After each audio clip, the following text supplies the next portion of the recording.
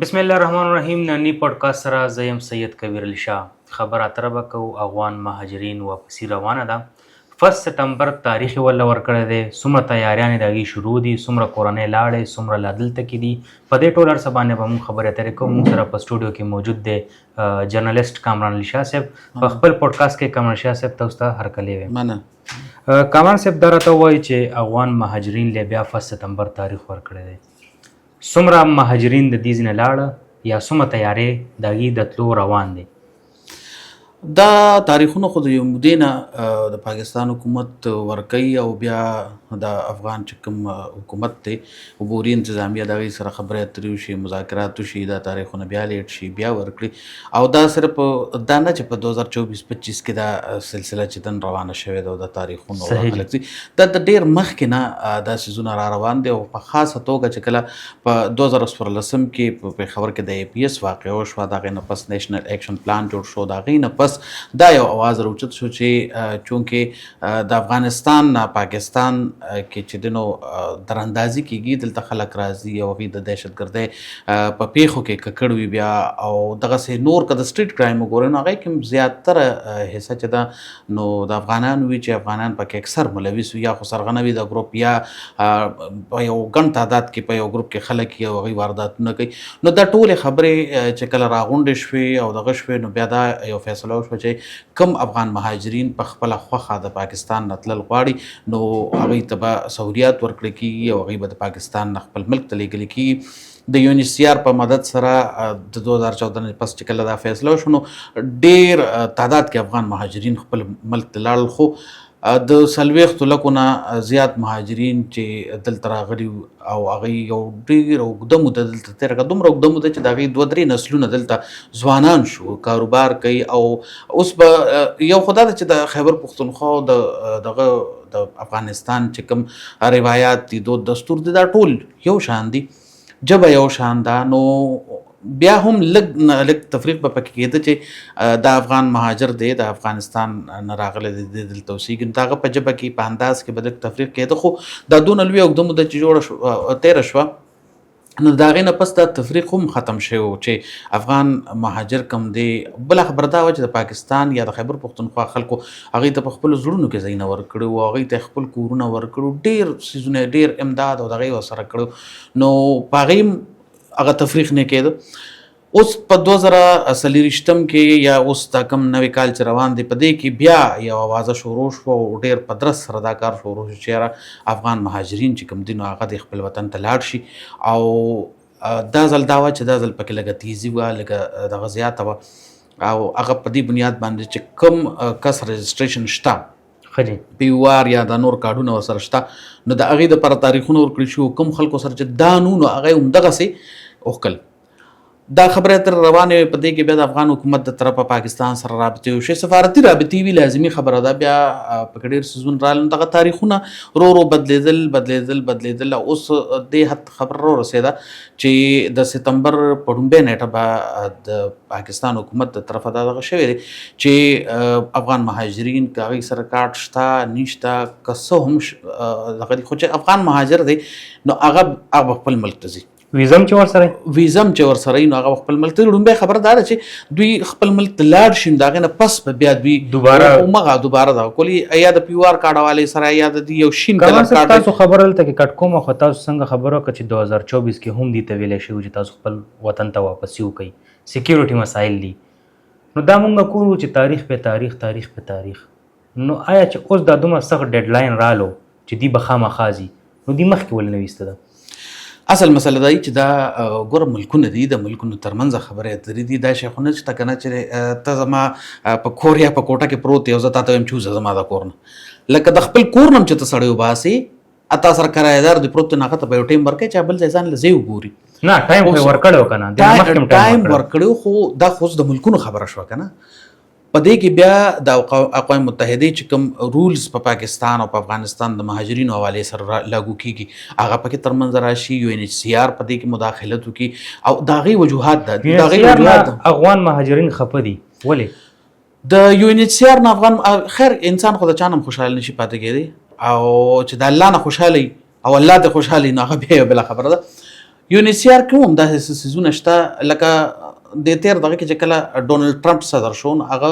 مختلفو دغه باندې اډونه بند کړل. هغه د USA چې کوم تنظیمونو فلاحي تنظیمونو کارونه کول هغه باندې اډونه بند کړل. دغه د اقوام متحده سره دغه خبره تر روانه شو دغه پترس کې UNHCR باندې ډیر کټس ولګېدل په فندینګ کې په نورو سيزونو کې. نو د هغه اپریشنز متاثر شو. کوم اپریشن چې هغه په نور ملکونو کې خصوصا په پاکستان کې د مهاجرو د لپاره کوم اپریشنز هغه کول هغه متاثر شو. بل هغه نادر اختیارات په یو طریقه باندې واغشتل شو لکه هغه سره دغه چې هغه بدلته کاغذونه تیار کړنو د پاکستان به کوم افغان مهاجرین بهر نور ملکونو ته د سکونت د لپاره او هغه کسانو کوم کسان چې فنکاران افغانستان کې هغه ته خطر یا د زنانو د تنظیم مشران وی یا د افغانې او هغه ته په پاکستان کې هم خطر او په افغانستان کې خو ته خطر ناغي به UNHCR سره خبره وکړه هغه به ډاکومنټیشن وکړو بیا مختلف ملکونو د امریکای په شمول یورپی ملکونو نور ملکونو تباغي یا اولیګل هغه کې هم ډېر لوی مسالې راغلي د ما په خپل کور کړی چې په خبر هاي کورټ کې فنکاران راغلي دي هغه درخواستونه ورکړي چې UNHCR تر حکومت وي یا UNHCR د حکومت ته وي چې موږ د دې ځای نه دغه کې ځکه چې موږ افغانستان ته ځو نو موږ ته به مسلې جوړیږي ځکه زموږ په فن باندې پابندي ده الته دا فن چې دی نو دا صرف او صرف موږ دا کولی شو نور څه نشو کولی. داسې زنانه ډېرې داسې دي چې هغوی هلته تلل نه غواړي د هغې وجه دا ده چې هلته د زنانو په تعلیم باندې پابندي ده. درېیمه خبره دا ده چې ما چې مخکې کوم ذکر وکړو چې 3 نسلونه دي دلته ځوانان شو ودونه یې وکړل د هغې بچي شو د هغې نسلونه شو هغې کې ډېر خلک داسې دي اکثریت خلک داسې دي چې هغې وایي چې موږ خپل ملک هم نه یې لیدلی موږ د خپل کور هم پته نه لګي چې زموږ کور په دا راته پته لګي لکه زما پلار نیکه راغلی هغه وایي چې موږ د جلال آباد یو زما پلار نکل راغلی هغه چې موږ په کابل ښار کې په پلانې حصه کې چې د نو صرف اورېدلي دي څوک وایي چې زما پلار نیکه د بدخشان و څوک وایي چې د قندهار و څوک وایي د قندوز نو مختلف ښارونه دي داسې لکه فرض که موږ د پاکستان نه چې یو بل ملک ته لاړ شو او زموږ اولادونه بیا پاکستان ته څوک راغلی کوي موږ ته صرف دا ویلي چې موږ په پېښور کې اوسېدو یا زه په 400 کې اوسېدم یا زه په سپینه وړی کې اوسېدم نو دغه ټولې خبرې چې هغې د صرف هغه نوم یاد دی خو دا ورته نه دی یاد چې دا دی په کوم ځای کې هلته زموږ کور شته درم شته کاروبار به څه دا ټول څیزونه نو دا چې کله یو دغه راوچت شي که نه کله چې یو دباو راوچت شي نو هغه دباو په څه نه څه طریقه په سفارتي طریقه هم ټرانسمیټ شي فریقینو ته په عوامي اواز باندې هم ټرانسمیټ شي فریقینو ته د میډیا په لاره باندې ټرانسمیټ شي او په هغې کې بیا UNHCR لازمي خبره چې خپل څه مداخلت وغیره هم پکې وکړي ځکه چې هغې سره منډیټ خو همدغه د مهاجرینو دی نو دا ټول دباونه وي چې دا راځي څه سیاسي دباونه وي څه سفارتي دباونه وي نو په هغې کې کوم ملک چې ایکشن اخلي نو هغه د هغې مجبورو په تحت لږ رستو شي او کوم ملک باندې چې ایکشن کیږي نو هغه ملک هم خپل ځان دغه کول غواړي چې یاره زموږ د ایکشن چې دی کم شي. بله په دې کې زه تاسو ته یو ډېره ښه خبره دا وکړم چې افغان مهاجرینو ته موجوده چې د طالبانو کوم عبوري انتظامیه ده هغوی ورته هرکلی وایي او هرکلی دې باندې خبرې کوو کامن صاحب دې نه مخکې زه په دې باندې خبرې کوم چې بورډ بازار یو وړوکی بازار چې مینی کابل بازار ویلی کېږي هغې ته کروڑونو روپو کاروبار دی دې سره واسه کوي د اربونو روپو دی کروڑونو نه دی نن سبا د کروڑ ویلیو بیا په پاکستانو پیسو کې ډېره کمه ده د هغې چې کوم کاروبارونه دي ما په خپله څو ځله بلکې ډېر ځله ما د بورډ بازار خلکو سره خبرې اترې کړي کوم چې افغان مهاجرین چې هلته په هغې باندې ما ریپورټس جوړ کړي دي په هغې باندې ما خبرې اترې هغې سره کړي دي هم په دې تلو باندې اوس په دې مارچ اپریل کې چې کله دوی ته دا ټایم ورکړی شو د جون جولای والا نو ما هغې سره خبرې اترې نو هغې به دا هغې وړومبو ورځو کې خو به هغې هم دا وی چې دا خو مونږ له شل زره دا یو ګپ دی او دا چل دی او هغه چل دی ما ورته چې نه دا دې ځل سیریس دی مطلب تر ځل خو چیف منسټر ویلو چې یاره نه بځي نه د چیف منسټر دی کې څه کار نشته دا دغه منډیټ نه دی نه تر ځل هغه چې ډیډلاین راغلی ورته چې خپلې صوبې نه وباسم د چیف منسټر په دې کې څه کار نشته چیف منسټر دې سره څه کولی نشي سیاسي بیانونه دي ورکوي همدردۍ اخیستو دپاره کارونه کوي دا هر یو سیاسي سړي دا دغه د افغان مهاجرینو معامله ډایرکټ کمشنریټ جی او بیا د هغې نه پس مرکزي حکومت دی صحیح جی کمشنریټ هم ختم شو صحیح او کمشنریټ چې ختم شو نو دا دوی لپاره د خطرې یو دغه د علامه ده، ځکه چې کمشنریټ به دوی په خیبر پښتونخوا کې ټول هر څه مینج کول، هغه به حکومت سره هم په رابطه کې، هغه به UNHCR سره هم په رابطه کې، هغه په افغان حکومت سره هم په رابطه کې، هغه پولیس سره هم په رابطه کې، هغه به نورو ادارو سره هم په رابطه کې. خو چونکې اوس دوی خو په خیر اراده کړې ده، نو چې په خیر اراده کړه د کمشنریټ هم ختم شو. دا سیز دی مرکزی حکومت سره، او مرکزی حکومت سره دا اختیار هم شته چې هغوی د خیبر پښتونخوا نه، ځکه چې دلته وزیر اعلی خیبر پښتونخوا بار بار د اعلانات کول او دا سیاسي بیانات یې ورکول چې زه په زور څوک نه وباسم، خو د هغه ماتحت، ځکه چې وزارت محکمه داخله په خیبر پښتونخوا کې وزیر اعلی سره ده، او د محکمه داخلي انډر چې کوم پولیس دی هغه لګیا اپریشن یې کو په ټول ښار کې. د افسوس مکانو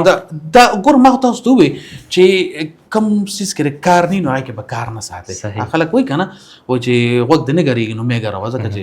خوب به شي که نه. نو زمونږ سی هم صاحب غوږ نه ګرېږي دی غوږ ګرئ.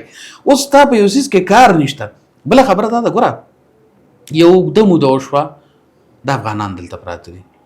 ما تا ته وختي کومه خبره وکړه چې افغان حکومت هم هغوی ته ویلکم ځکه وایي چې هغوی هم وایي چې دا خلک راشي دی خپل ملک ته، دا خپل ملک آباد کړي. دا په حکومت خو ملک نشي آبادولی، بالکل حکومت خو به تا ته یو ویژن درکوي، یو قیادت به درکوي، ملک چې آبادوي هغه ولس آبادوي، هغوی هم ورته ویلکم وایي. خو صرف پاکستان ته دومره وایي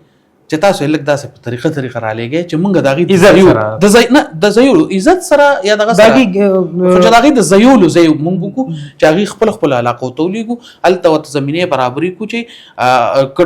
ټینټ ویلیج هم چې هغه خو موږ ورته تیار یو. کامران صاحب د افغان مهاجرینو ګیله یو شته دی، وایي چې تېر ځله موږ تللو په بارډر باندې موږ سره ډېر بد سلوک کېدو، مطلب زنانه و ماشومان راسره هغوی د خوراک ضرورت و یا څه. پکار دی چې مونږ وباسي زو لکه خپل ملک دی، خپل وطن دی، هر سړی به تیزي، خو یو عزت سره. او دا مونږ دا نه وایو چې زموږ حکومت یې په بې عزتۍ وباسي، په عزت یې وباسي، خو بس د هغوی په زړه کې خو څه وي چې ما ته د روټۍ میلاو شي په عزت سره، یا زنانه دي یو ځای دی راته جوړ شي. نو آیا ویلی کېږي دا چې خیبر پښتونخوا چې کوم حکومتي چارواکي دی هغوی ول دې ځل سب پوینټونه هم جوړ کړي دي؟ نه هغه خو ګوره هغه خو یو جاینټ وینچر که نه، جاینټ وینچر داسې چې محکمه داخلي په هغې کې زمونږ وفاقي محکمه وزارت داخله، وزارت داخلي پکې، وزارت خارجه پکې، د دې اراکینی پکې، نادره د ډیټابیس دی مونږ سره، دا ټول څیزونه. نو هغه عموم زیاتره دغه لکه لنډي کوتل کې دوی ته یو کیمپ جوړ شوی دی، خو نن پکې دا دغه چې UNHCR دا اعلان کړی چې کومو خلکو سره د دوی یو کارډ د شین یو کارډ وي د دې چې هغه کارډ وسري، نو هغه فیملیز چې نو په بارډر باندې بغیر د صدقه نه تیریدي شي، بغیر تکلیف یا بغیر د تکلیف. بله یو خبره پکې دا وه چې زموږ وزیر صاحب چې کوم سینیر وزیر دی یا ډیپټي وزیر اعظم دی اسحاق ډار، هغه کابل ته تللی و، د کابل دوره یې کړې وه، او د دې لپاره سفارتي هغه دغه چې دی نو استعمال کړو، د هغوی په دعوت باندې تلو. نو هغې نه بس چې هغه راغی نو هغه وایي چې لکه د هغوی په ریکویسټ باندې موږ دا دغه وکړو چې افغان مهاجرینو سره دلته خپل کوم سامان دی د کور او کوم دغه دی، نو هغه ټول څیزونه دوی ځان سره وړی شي. خو دا وایي چې صرف په ریکارډ کې راشي چې څومره خلک د تورخم په لاره، څومره خلک د غلام خان بارډر په لاره، څومره خلک د چمن بارډر په لاره باندې، په زرګونو کې فیملیز چې دي نو د خیبر پښتونخوا نه، د پنجاب نه، د سند نه او د بلوچستان نه. د سند او بلوچستان چې کوم فیملیز دي هغه د چمن بارډر په لاره باندې افغانستان ته داخلي شوي دي، او دغسې د پنجاب او د خیبر پښتونخوا چې کوم خاندانو د مهاجرینو هغه د تورخم بارډر په لاره باندې افغانستان ته داخلي کې، او دا یو غټ بارډر هم دی، انټرنیشنل بارډر دی. په لنډي کوتل کې د دې لپاره د یو کیمپ تنظیم شوی دی، هغه کیمپ ته فیملیز ورځي. اصل مسله په دې کې دا هم وي چې یکدم په یو ځای باندې لکه په زرګونو فیملیز راشي، نو د هغې مینج کول که هغه د امریکې په شان سوپر پاور ملک وي نو هم ورته کار ده، او هغه مینج کول اسان خبره نه ده. نو چې کله داسې سچویشن، په داسې سچویشن کې بیا لکه یو تن به ګیله کوي، لازمي به ګیله کوي، دغه به ګیلې وي دغه وي. خو زما په خیال او زما مشوره دا چې زمونږ افغانان رونه چې کوم دي، زمونږ رونه دي، زمونږ دود دستور یو دی، زمونږ ژبه یو ده، زمونږ دین یو دی، زمونږ ډېر څیزونه مشترک دي، خصوصا خیبر پښتونخوا سره، پنجاب نه یادو. اخرنی سوال راځم کامران صاحب، د پروګرام وخت هم کم دی، په لنډو ټکو کې راته وایي څنګه چې تاسو خبر وکړه چې د هغه چې کوم حکومت ته هغې ورته هرکلی وایي، نو آیا هرکلی ورته وایي هغې به ولله څه کاروبارونه هلته روانوي که نه؟ د دې خو چې کوم کاروبارونه دلته دي هغې سره به څه کوي؟ ګوره داسې ده چې ما تاسو ته خبره مخکې نه وکړه که نه، چې د اسحاق ډار د دغه مطابق دوی ځان سره خپل د کاروبار او د کور چې کوم سامان یو دا څیزونه دوی ځان سره وړي شي. اوس د هغه ځای سچویشن څه دی، د هغه ځای انوایرمنټ څه دی، که فرض که دوی دا کاروبار دلته چاته حواله کوي. یو خبره بله هم ده، ګوره دا خو دوی له هم پکارو، دا 15-16 میاشتې خو بیا هم دوی ته دومره ګیپ و که نه، د کلونو راسې دا خبرې شروع دي، څوک ځي څوک راځي څوک څه کوي څوک څه کوي، خو دا 15-16 میاشتې خو دوی ته دا ګیپ په کار خو دا وایي چې دوی پکې خپل کاروبارونه راغونډ کړي که نه. دوی هم یو غلطي کوي چې دلته ناست دي او لکه د دې ځای نه خوځي نه. او تعلیمي ادارو سره به څه کېږي؟ تعلیمي ادارې هلته خپلې تعلیمي ادارې دغه شته، د فیمیل تعلیم د 5م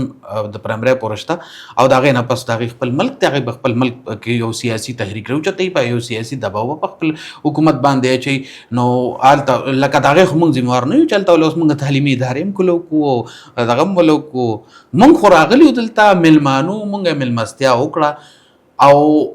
کوشش هم دا دی چې په ښه عزت او احترام خپل ملک ته لاړ شي، خو خپل ملک وي نو په کار ده چې لاړ شي. ډېره مننه کامران صاحب چې تاسو موږ له خپل قیمتي وخت راکړو او خپلې خبرې ما سره شریکې کړي. څنګه چې تاسو د کامران شاه صاحب تجزیه واورېده، افغان مهاجرین 1 سپتمبر لاست تاریخ یې ولله ورکړی دی. الله دې وکړي چې دوی خپل وطن ته په ښه خوشحالۍ لاړ شي او زموږ د پاکستان نه دی په خفګان کله هم ونه ځي.